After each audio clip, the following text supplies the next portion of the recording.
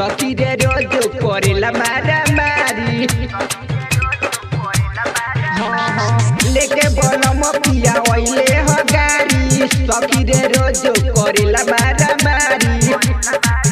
सखी लेके ओइले गाड़ी पिया चाइना हो सखी मारले बलम घिची पैना से हो उठे दर्द चुएला लोरे नैना से हो सखी मारले बलम घिची पैना से हो उठे दर्द चुएला लोरे नैना से हो।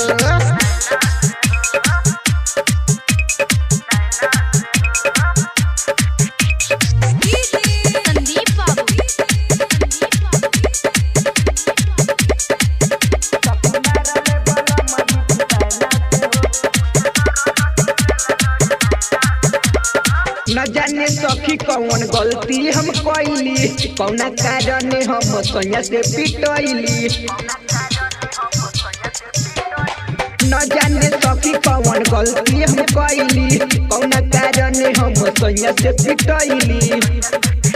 अब देखिले हम मुहर जोआना से हो सखी मारले बलम घिची पैना से हो उठे दर्द चुएला लोरे नैना से हो सखी मारले बलम घिची पैना से हो उठे दर्द चुएला लोरे नैना से हो।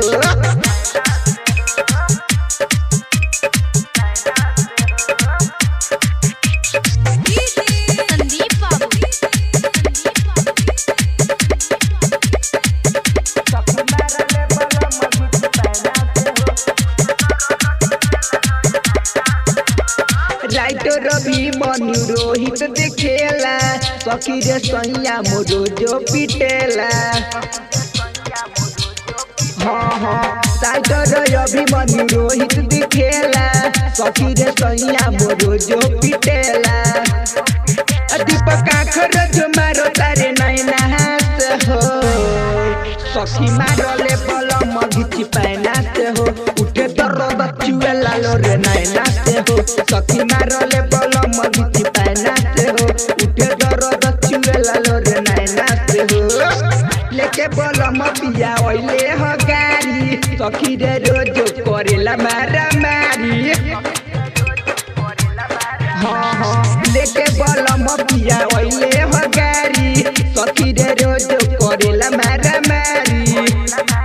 सखी लेके ओइले गाड़ी पिया चाइना से हो सखी मारले बलम घिची पैना से हो उठे दर्द चुएला लोरे नैना से हो सखी मारले बलम घिची पैना से हो उठे दर्द चुएला लोरे नैना से हो।